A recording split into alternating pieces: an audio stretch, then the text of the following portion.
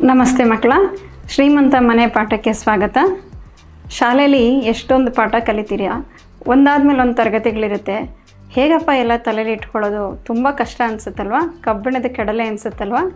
So ಇದನ್ನೆಲ್ಲ ಸುಲಭ ಮಾಡೋಕ್ಕೆ ಶ್ರೀಮಂತ ಮನೆ ಪಾಠ ಸಹಾಯ ಮಾಡುತ್ತೆ.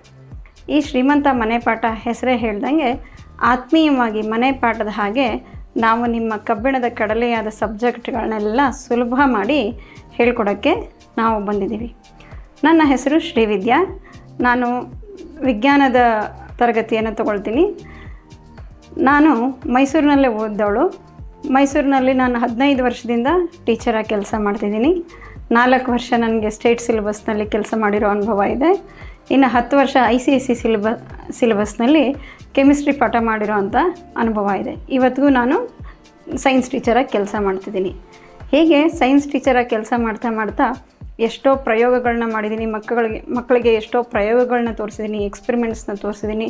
ಆ ಎಕ್ಸ್ಪೆರಿಮೆಂಟ್ಸ್ಗಳ ಮೂಲಕ ಸೈನ್ಸ್ ಕೆಮಿಸ್ಟ್ರಿ ಸಬ್ಜೆಕ್ಟ್ ತುಂಬ ಈಸಿ ಹೇಗೆ ಅನ್ನೋದನ್ನು ಕೂಡ ಅವರಿಗೆ ಮನವರಿಕೆ ಮಾಡಿಕೊಟ್ಟಿದ್ದೀನಿ.